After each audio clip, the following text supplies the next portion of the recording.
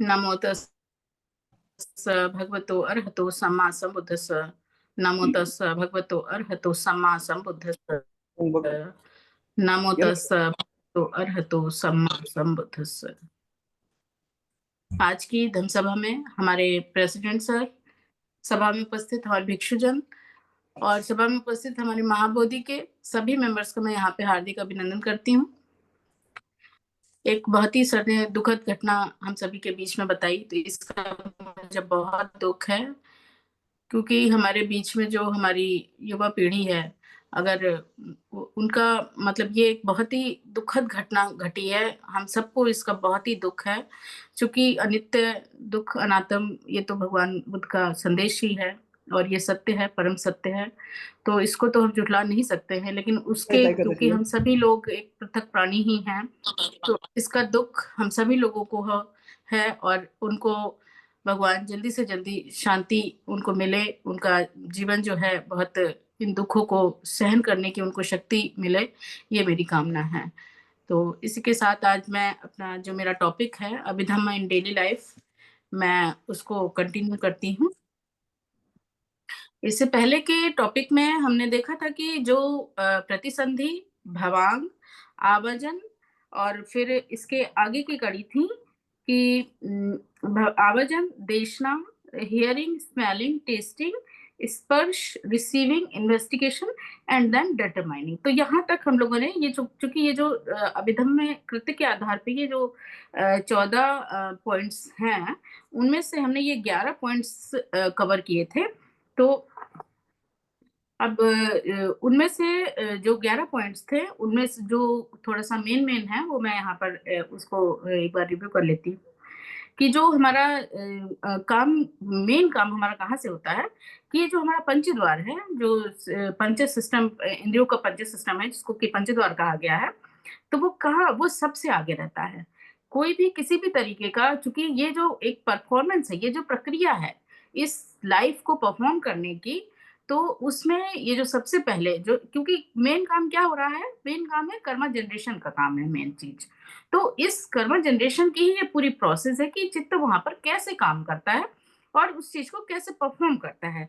तो उसमें सबसे पहली चीज, पहला सबसे आगे कौन रहता है, तो सबसे आगे ये मनु सॉरी पंचद्वार ही सबसे आगे काम करता है, सबसे आगे रहता है। मीन्स कि अगर जब तक कि पंचद्वार काम नहीं करेगा, तब तक कि ये प्रोसेस आगे कंटिन्यू नहीं हो पाएगी। तो ये यही चीज है कि जब तक कि पंचद्वार से किसी भी तरीके का पंचविज्ञान क्रिएट नहीं होगा, तो और पंचविज्ञान के क्रिएट हुए बिना मनोद्वार काम नहीं करेगा, और जब तक कि मनोद्वार काम नहीं करेगा तब तक कि किसी भी तरीके का कोई कर्मा जनरेट नहीं होगा। मीन्स जो प्रोसेस, ये प्रक्रिया है हमारे वर्किंग की, ये कंप्लीट नहीं हो पाएगी। तो इसीलिए इसमें चूंकि सबसे पहले एंट्री या गेट जो हम कह रहे हैं वो सबसे पहले पंचद्वार का ही है, तो सबसे पहला काम यहाँ पर पंचद्वार ही करता है। फिर उसके बाद क्या है कि पंचद्वार ही चूंकि पहला मेन गेट होता है, पहला गेट होता है जिससे कि हर वो चीज अंदर जाती है, चाहे वो देखने की प्रक्रिया कर रहे हो हम, चाहे सुनने की हो, सूंघने की हो, कोई चीज चखने की हो, स्पर्श हो, ये सारी प्रक्रियाएं जो कि ये पांचों इंद्रियों के थ्रू होती हैं, हमारे सेंस ऑर्गन्स के थ्रू होती हैं, ये यही पहला गेट होता है पंचद्वार ही, जिससे कि ये सारी चीजें हम क्या करते हैं, रिसीव करते हैं यहाँ पर। और फिर क्या होता है उसके बाद, आगे की प्रोसेस होती है रिसीविंग के बाद। ये बहुत चूंकि मैं इसको पिछला कंटिन्यू कर चुकी हूँ, तो रिसीविंग की प्रोसेस, देन फिर इन्वेस्टिगेशन स्टार्ट हो जाता है, और उसके बाद फिर ये कहा जाता है मनोद्वार में जाता है, जहां पर ये डिटरमाइन करता है कि जो कुछ भी पंचद्वार से आया है वो कैसा है, वो प्रिय है, अप्रिय है, ठीक है, गलत है, या फिर कि कुशल है, अकुशल है, वो सौमनस्य है, दोमनस्य है, आनंद देने वाला है या कि पीड़ा देने वाला है। तो इस तरीके से ये चीजें वहां पर जाकर के वो डिटरमाइन होती हैं, और फिर क्या होता है कि ये सब डिटरमाइनिंग तो ये तो हमने ये चीज़ देख ली कि प्रिय है, आनंददायक है, पीड़ादायक है, लेकिन उनके पीछे का जो कारण है, मूल स्वभाव जो है, मूल कारण क्या है, वो किस वजह से ये चीज़ डिटरमाइन वहाँ पर हो रही होती है, क्योंकि हमारे चित्त के भीतर क्या है विद्यमान है, चित्त के भीतर विद्यमान है लोभ, मोह, द्वेष, घृणा, ईर्ष्या, ये सारे विकार चित्त के भीतर ही विद्यमान रहने के कारण जो कुछ भी पंचद्वार के थ्रू, गेट के थ्रू अंदर आया है, वहाँ पे जो डिटरमाइनिंग प्रोसेस हो रही है, उसके बाद की प्रक्रिया क्या होनी है, ये वहाँ पर तय होना है। तो ये उसका किस वजह से ये उसको मतलब वहाँ पर एक तरीके से इन्वेस्टिगेशन का काम क्यों हो रहा है? इसी हो रहा है क्योंकि हमारे चित्त के भीतर ये जो विकार हैं, ये जो लोभ है, ये मोह है, ये द्वेष है, ये घृणा, ईर्ष्या, ये विद्यमान रहने की वजह से ये परफॉर्मेंस उसी के थ्रू उसी पर निर्भर करेगी कि कौन सी चीज हमारी वेटेड है, किस कौन सा विकार हमारा सबसे पावरफुल वहां पर हो रहा है और जो चीज आ रही है उससे क्या जो विकार सबसे पहले जागृत हो रहा है वो वही परफॉर्म आगे जाकर के यहाँ पर वहां पर करेगा। तो चूंकि पंचद्वार से जो कुछ भी हम ग्रहण कर रहे हैं, ये सब क्या है? ये सब केवल एक विपाक ही है। अभी जो हमने तुरंत एंट्री किया है अंदर पंचद्वार से, वो विपाक के फलस्वरूप है, चूंकि अभी तक कर्मा जनरेट नहीं हुआ है। तो ये विपाक की प्रोसेस है, अभी यहाँ पर विपाक हो रहा है, तो उसी विपाक के फलस्वरूप ये फिर जाकर के मनोद्वार में जो ये विकार जितने भी थे उन्हीं के अकॉर्डिंगली फिर आगे की प्रोसेसिंग परफॉर्म हो जाती है, फिर होती है। तो आप सोचिए कि कितना कम समय होता है, उतने ही कम समय में ये सारी प्रोसेस होती है और ये इतना गहन विषय है कि जिसको कि अगर हम डिटेल में समझने लग जाएं, बात करने लग जाएं, तो मुझे लगता है कि इसके लिए बहुत समय चाहिए होगा और शायद हम जिनकी प्रज्ञा बहुत विकसित हो गई है, उन्होंने अपनी प्रज्ञा डेवलप कर ली है, वो तो तत्काल उसको समझ लेंगे। लेकिन हम जैसे लोग इसको समझने के लिए, डीप में इसको समझने के लिए हमें बहुत लंबे समय की भी ज़रूरत होगी और बहुत ज़्यादा पढ़ने की और समझने की उसको ज़रूरत होगी। तो ये बहुत मोटी-मोटी चीज़ें हैं जो कि मैं यहाँ पर रिव्यू कर रही हूँ। तो यहाँ पर फिर क्या होता है उसके बाद में कि चूँकि विकार हमारे भीतर चित्त में ऑलरेडी विद्यमान है, लोभ, द्वेष, मोह, घृणा, ईर्ष्या ये सारे ही, तो जिसकी वजह से फिर क्या होता है अगर जो कुछ भी प्रक्रिया पंचद्वार के थ्रू हमने देखी, चाहे आँखों से सुखद देखा, सुखद देखा हो, चखा हो, सुना हो, जो कुछ भी हो, अगर आनंददायक है तो उससे क्या हुआ फिर सुखद क्या जागृत होता है? वेदना जागृत होती है। तो इससे फिर सुखद वेदना जागृत हुई और सुखद में सुखद वेदना जागृत हुई, उसका मूल कारण है कि हमारे चित्त में लोभ और मोह विद्यमान है। इसी लोभ और मोह के कारण ही ये सुखद वेदना वहाँ पर जागृत हो रही होती है। वहीं पर कोई चीज़ अप्रिय हमने देख ली, जो कि हमें पसंद नहीं है या हम उसको देखना-सुनना कतई नहीं चाहते हैं, तो वहाँ पर फिर क्या है? दुःख उत्पन्न होगा। तो ऐसी अप्रिय चीज़ को देख लेने से, सुन लेने से सामने आ जाने से तो फिर कौन-सी वेदना जागृत हो जाती है? वहाँ पर दुखद वेदना जागृत हो जाती है। तो इस दुखद वेदना के जागृत होने का मूल कारण जो है वहाँ पर, ये चित्त में ऑलरेडी विद्यमान द्वेष, घृणा, ये वहाँ पर ये विकार उत्पन्न होने के कारण ये वेदना जागृत हो जाती है। तो इसलिए चूँकि ये सब कुछ चीज़ें क्या है कंडीशनल है ये सारी चीज़ें। तो इसीलिए जो ये हमारे कंट्रोल में नहीं रहती हैं। कंडीशनल होने के कारण ये अनकंट्रोल्ड रहती हैं और जो अपनी प्रज्ञा को विकसित कर लेते हैं तो फिर ये उनके लिए कंट्रोल्ड हो जाती हैं। फिर ये उनके लिए ये जो कंडीशनल है फिर ये अनकंट्रोल्ड होने के बावजूद चूँकि उन्होंने कंट्रोल कर लिया होता है तो फिर ये उनके चित्त में फिर वहाँ पर दुखद और सुखद इस तरीके की वेदना जागृत नहीं हो पाती है और क्योंकि वहाँ पर तो उपेक्षा भाव जागृत हो गया है, तो उपेक्षा भाव जागृत होने के कारण फिर ये वेदना ये जागृत वहाँ पर नहीं हो पाती है। तो अभी तक हमने ये देखे थे कि डिटरमाइनिंग की प्रोसेस यहाँ तक हो रही है। उसके बाद आज हमारा अपना मेरा विषय उसके आगे का है कि जवन की प्रोसेस है। इसके ऊपर सर ने बहुत अच्छे से समझा चुके हैं, लेकिन ये चूँकि कंटिन्यूएशन में कृत्य में चल रहा है, तो इसको भी मैं यहाँ पर आप सबके सामने जैसे मैंने समझा है, वो आपके सामने रखना चाहूँगी।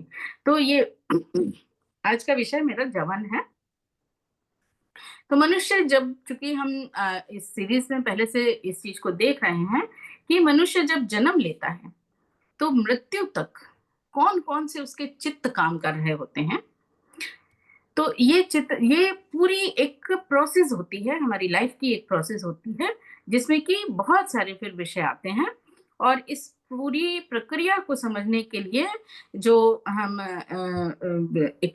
इसको एक नाम दिया गया है, चूँकि ये चित्त की प्रोसेस यहाँ पर पूरी लाइफ हमारे जन्म लेने लेने से मृत्यु तक जो काम कर रहा होता है, चित्त काम कर रहा होता है, तो इसको समझने के लिए फिर इसकी ये जो प्रोसेस है, इसको चित्त विधि कहते हैं।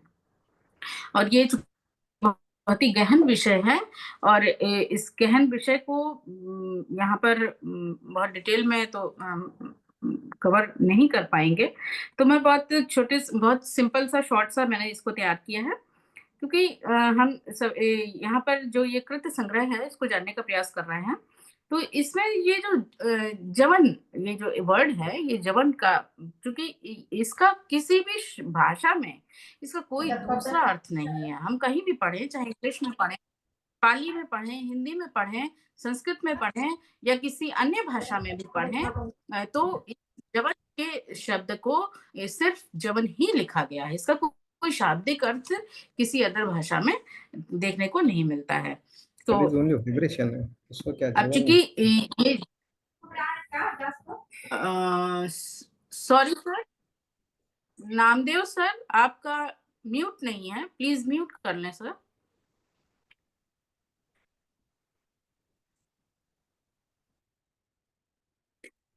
तो ये जमन की प्रोसेस जो है इसका एक मोटे तौर पे समझाने के लिए ये वर्ड इसका जो एक जो कहें इसकी जो एक प्रोसेस के फॉर्म में इसको जो शब्दों में समझाया है कि इसका मेन काम क्या है, किस काम को ये तीन शब्दों में संग्रहित कर दिया गया है जवाना जवन में कि ये है कि जो ऐसा चित्त क्षण जो बहुत तेजी से भागता है।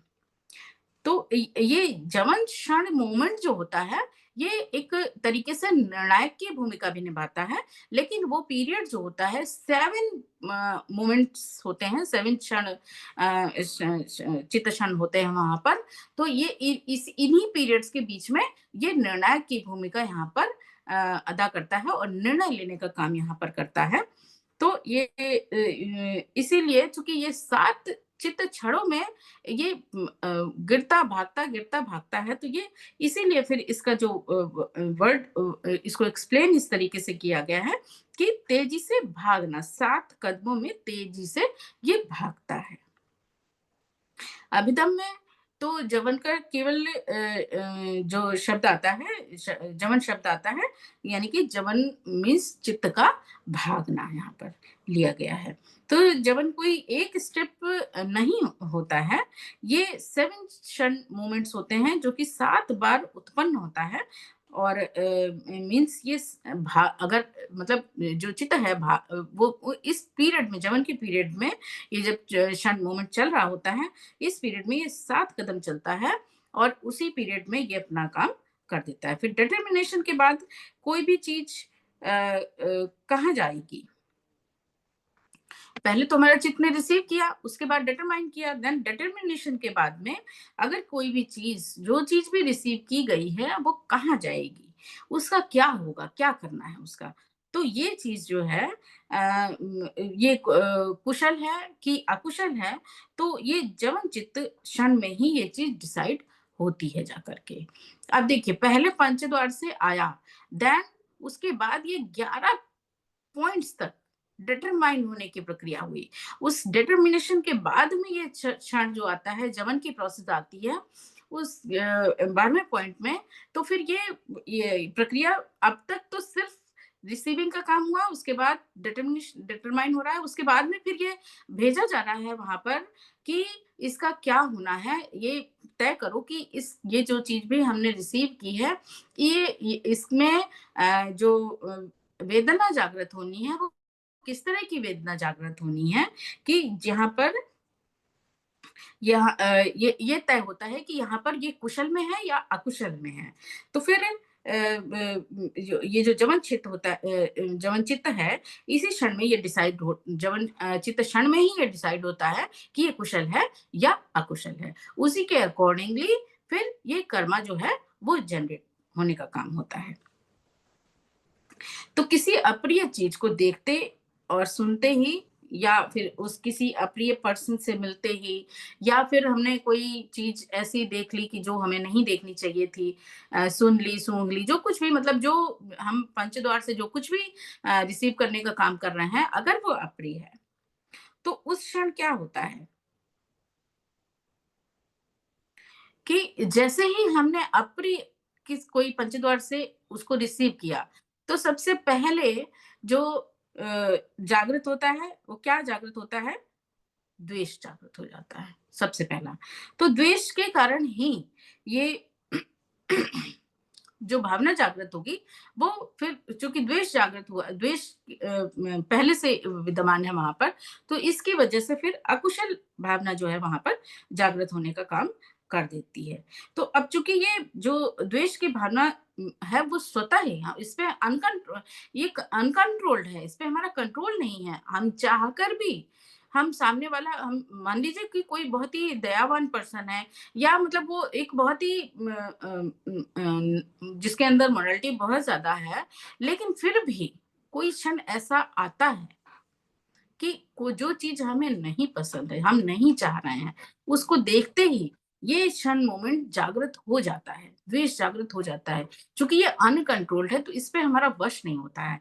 तो ये जब जागृत होते ही स्वतः ही उत्पन्न यहाँ पर ये जो जवन की प्रक्रिया है, ये इतनी स्ट्रॉन्ग प्रक्रिया होती है कि इस पर हमारा वश नहीं होता है और ये स्वतः ही द्वेष की भावना वहाँ पर जागृत हो जाती है और तो इसी इसी क्षण फिर कुशल और अकुशल इसी चित्त में, इसी क्षण ये तय हो जाता है कि यहाँ पर चूँकि ये जो चित्त क्षण है, ये बहुत ही स्ट्रॉन्ग चित्त क्षण होता है, बहुत मज़बूत होता है, जो कि जो प्रज्ञावान पर्सन है, वो तो कंट्रोल कर लेते हैं, लेकिन आम जन, आप अक्सर हम ये चीज़ देखते हैं, चाहे हम रास्ते में हों या कहीं भी हों, किसी भी मतलब जगह पर हों, तो अक्सर होता है कि कोई किसी ने धक्का दे दिया या मान लीजिए कि किसी ने कुछ ऐसा कह दिया जो मोस्टली हम सब तो इगोइस्ट पर्सन हैं, तो हमारे ईगो को हर्ट हो गया कि अरे! तुमने मुझे ऐसा कह दिया। उसी क्षण के क्षण हमारे चित्त में जो भावना जागृत होती है, वो किसके कारण होती है? वो जवन चित्त क्षण होता है। क्योंकि अनकंट्रोल्ड है, हमारा कंट्रोल नहीं हो पाता। भले ही हम बाद में ये सोचें कि मुझे ऐसा नहीं करना चाहिए था, काश मैंने कंट्रोल कर लिया होता। ये भावना हमारे अंदर आती है, लेकिन जो प्रोसेस हो गई सो हो गई वहाँ पर। क्योंकि ये इतना स्ट्रांगली होता है कि ये तुरंत अपना काम करता है वहाँ पर। तो फिर यहाँ पर अब चूँकि ये मजबूत चित्तशन होता है चित्त है और यहीं पर फिर कर्मों का निर्माण शुरू हो जाता है। इसे अभिसंखारा कहा जाता है। तो चूँकि मीन्स संखारा यहीं पर निर्माण होता है, ऐसे संखारा का निर्माण यहाँ पर करता है, जो कि फिर आगे विपाक देंगे। और चूँकि ये पूरी प्रोसेस भी हम अगर एक तरीके से देखें, तो पंचद्वार से हम जो रिसीव कर रहे हैं, वो विपाक के ही फलस्वरूप रिसीव कर रहे हैं। तो अगर हम देखें यहाँ पर, तो आगे चल के जो ये डिसीज़न के बाद ये प्रक्रिया शुरू हुई है, जवन के बाद में ये प्रक्रिया शुरू हुई है कि कर्म जनरेट हुआ है, तो ये विपाक फलस्वरूप ही यहाँ पर कर्म जनरेट हो रहा है।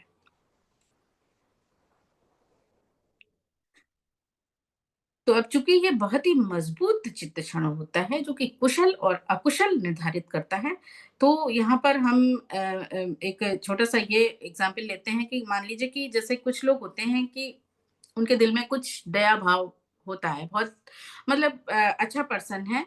लेकिन कुछ लोग ऐसे होते हैं कि जिनके दिल में बिल्कुल भी दया नहीं होती है। उन्होंने अगर जो चीज़ कह दी, तो उस बात से जो कह दी वो करनी है, उससे वो इतर नहीं होंगे।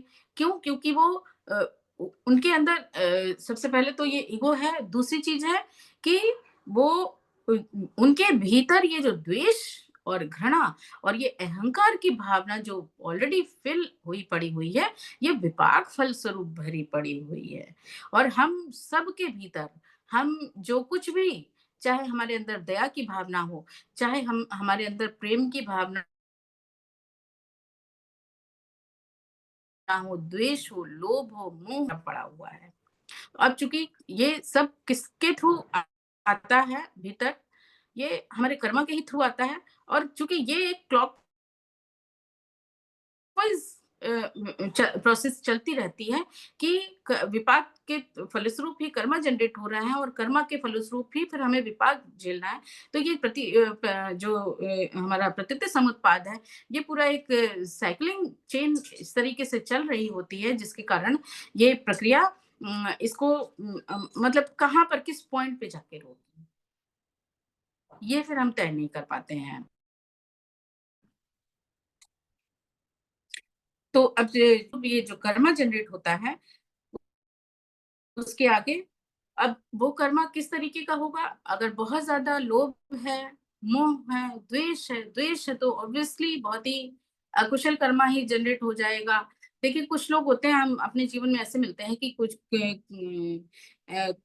कितने विभत्स काम कर देते हैं लोग और उसको करने के बाद भी उनको किसी भी तरीके का रिग्रेट फील नहीं करते हैं, किसी भी तरीके का उनको कोई पछतावा नहीं होता है। और वो कहते हैं कि बल्कि वो ये कहते हैं कि मैंने तो सही किया।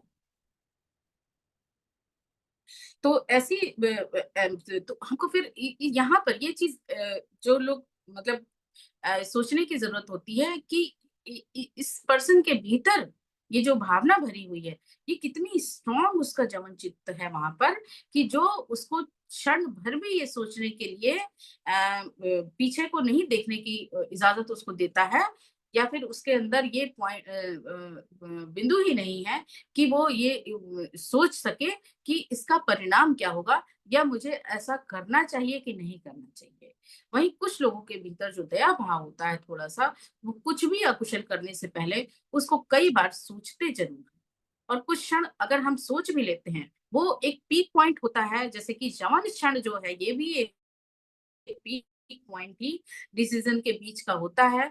जिस क्षण अगर हम ये थोड़ा-सा रुक करके देख लेते हैं कि अगर उस मोमेंट को मतलब वहाँ रुक जाएँ, कोई भी प्रोसेस करने से पहले अगर हम रुक जाएँ, तो शायद कुछ भी गलत होने से बच सकें। तो यहाँ कहने का मेरा मतलब है कि हम जो कुछ भी हमारे द्वेष भावना के थ्रू अकुशल होने जा रहा है, तो वो अकुशल कर्म जनरेट होने से रुक सकता है और यही शायद विवेक बुद्धि का इसको हम एक एग्जांपल दे सकते हैं कि इसके द्वारा जिसकी अपने प्रज्ञा को जनरेट कर लिया उस क्षण मोमेंट पे, तो अकुशल होने से वो वहां पर बच सकता है।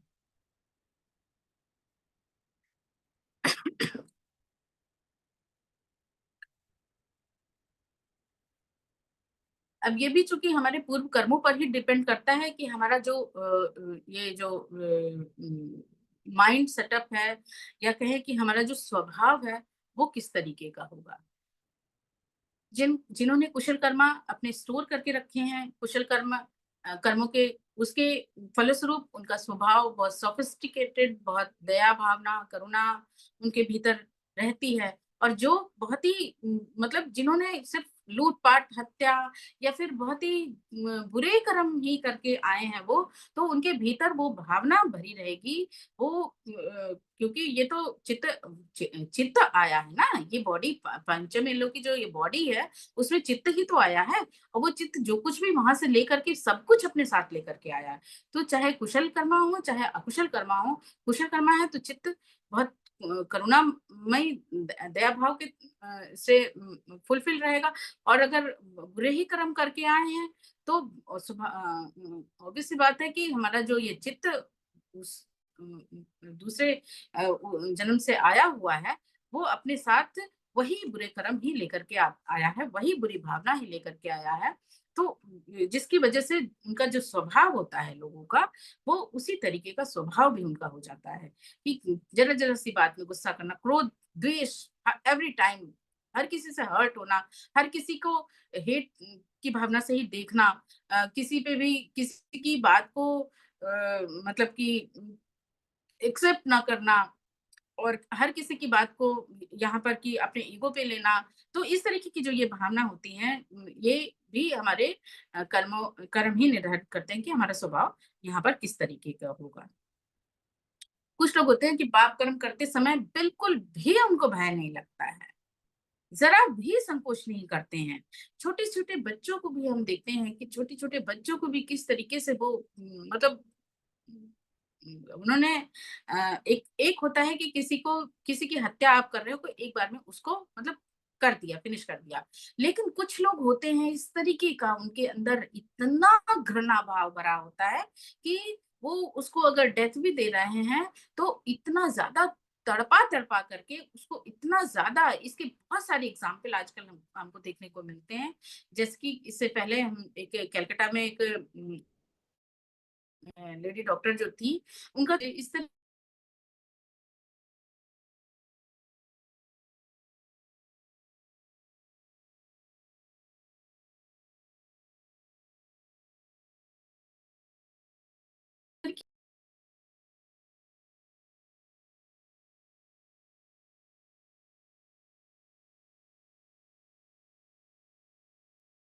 आवाज नहीं आ रही है।